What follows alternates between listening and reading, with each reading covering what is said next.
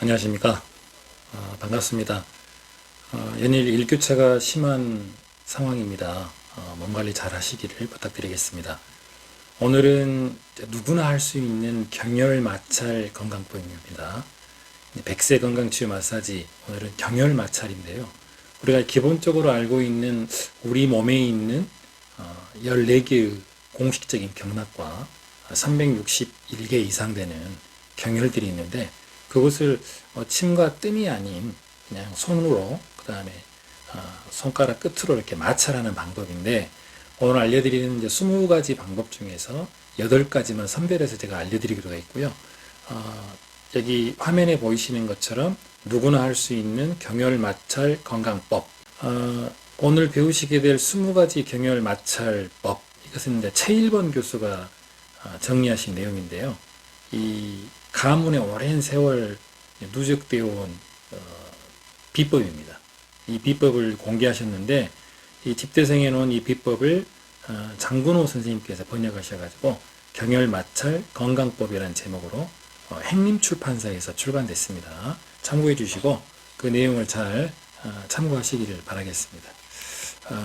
또 이제 이 책의 핵심을 소개해 드리면, 이제 경혈마찰을 통해서 이루어지는 피부의 마찰이 결국 몸에 분포하고 있는 14개의 경락과 361개 이상 되는 경혈을 자극한다는 건데, 중요한 것은 반복적인 마찰입니다. 반복적인 마찰을 통해서 몸 내부로부터 떨어져 있는 신체의 활력을 솟아나게 할 수 있다라는 경우죠. 눈여겨볼 것은 이제 마찰이라는 겁니다. 기본적으로 마찰하면 이런 마찰을 생각할 수 있죠, 쉽게. 그래서 오늘 경혈 마찰은 우리가 특별한 경혈들을 몇 군데 공부하시고 그곳을 우리가 마찰해 준다라고 이해하시면 될 것 같습니다. 그래서 이 마찰을 통해서 몸과 마음의 회복, 힐링을 얻을 수 있다. 자, 시간과 장소에 구애받지 않는다라는 경우죠. 아무 데서나 할 수 있습니다. 이제 과격한 행동이나 액션이 아니기 때문에 가볍게 효령 복지타운이라든지 이런 데서는 가볍게 이제 벤치에 앉으셔서 할 수 있는 내용들이고요. 시행 후에 필요한 신체의 건강을 회복하고 자기 신체의 기능, 기관의 근본적인 활동을 촉구시킨다라는 거. 현재보다 더 좋은 건강을 얻을 수 있다. 들어가기 전에 알아둬야 할 몇 가지가 있는데요. 첫째, 기존 침구술은 300개가 넘는 경혈을 찾아내야 하는 어려움이 있습니다. 하지만 이 경혈 마찰법은 비교적 간단하게 특정 지역 주변을 마찰해가지고 자연 치유력을 극대화할 수 있다. 14개의 경락과 361개 이상이 되는 경혈을 자극함으로써 건강이 증진된다라는 믿음을 가지실 필요가 있습니다. 인체의 오장육부를 관통하고 있는 많은 경혈과 경락의 자극은 곧 몸의 급소를 자극하는 효과가 있으며 회춘회생, 무병장수에 궁극적인 도움을 줄 수 있다. 간단합니다. 8가지만 배우게 되는데요. 20가지 경혈 마찰법이 있습니다. 들어가기 전에 손바닥을 충분히 따뜻하게 이렇게 비벼주는 경우죠. 이렇게 비벼주는데, 방법은 이와 같이 하는 방법이 있고 이렇게 하는 방법이 있습니다. 이렇게 하는 방법은 36번 정도를 문지른 다음에 발생되는 열로 얼굴을 이렇게 따뜻하게 감싸주는, 지금과 환절기 때 굉장히 효용이 있는 내용들이고요. 눈을 감싸서 눈을 따뜻하게 마찰해 줄 수 있는 방법도 방금처럼 문지르는 방법이 있습니다. 그리고 세 번째는 36번이라는 거, 네 번째는 36개 마찰로 눈과 얼굴 마찰을 실행하면 곧 따스한 치유력을 느낄 수 있다라는 거 기억하시기 바랍니다. 자, 들어가겠습니다. 가장 먼저 두천 마찰법입니다.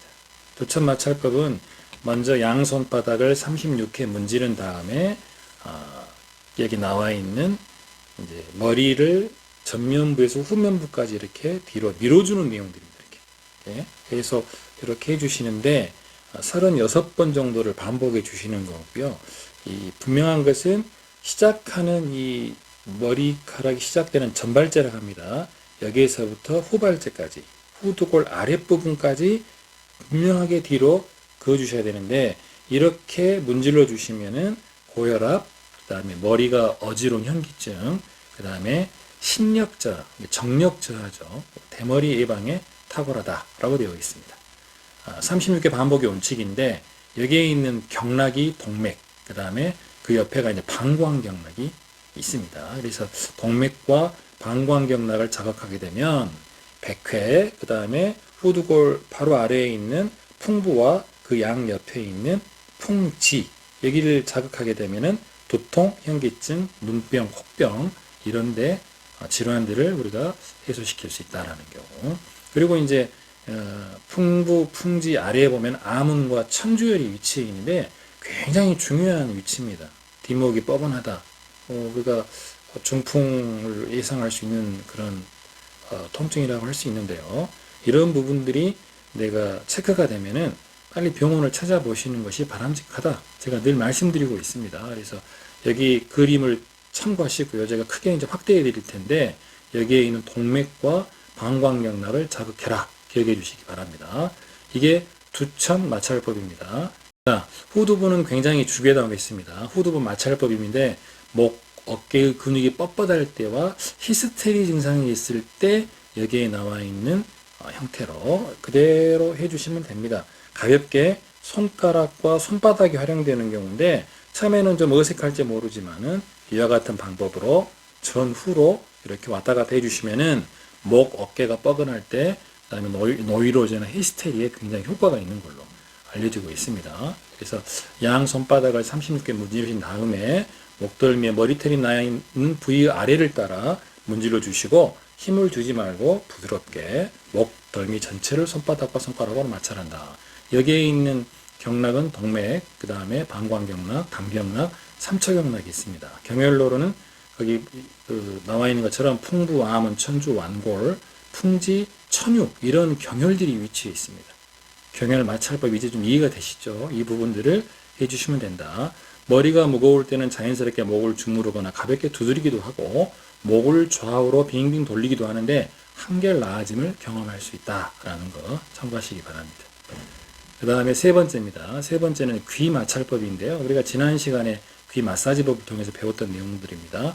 자, 이렇게 해주신 다음에 위아래로 해주시면은 보시다시피 이문, 천궁, 청회 그리고 노식, 계맥, 예풍 혈들이 나오는데 여기를 해주시면은 귀울림이나 난청, 중이염에 효과가 있다. 가벼운 중이염. 그래서 이런 부분들은 매일처럼 36회씩 양 손바닥으로 상하를 문질러 주시면은 굉장히 효과가 좋습니다. 해보시면 압니다.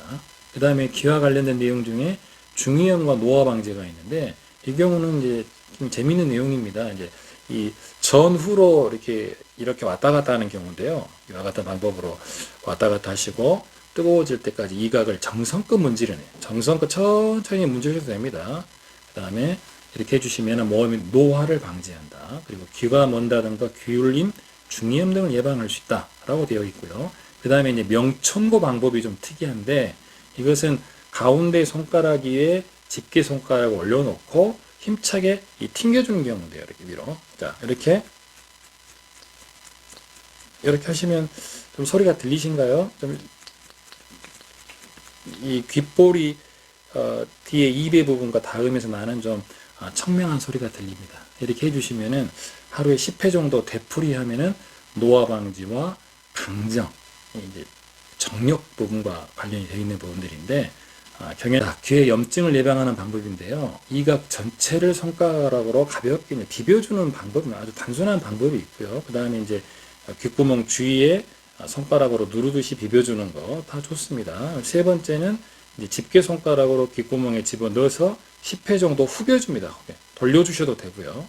돌려준 다음에 세게 압박을 가합니다. 쭉 집어 너무 세게 넣지 마시고요. 넣으신 다음에 2, 3초간 그대로 있는 다음 영수철이 튕기듯 빼주는 겁니다.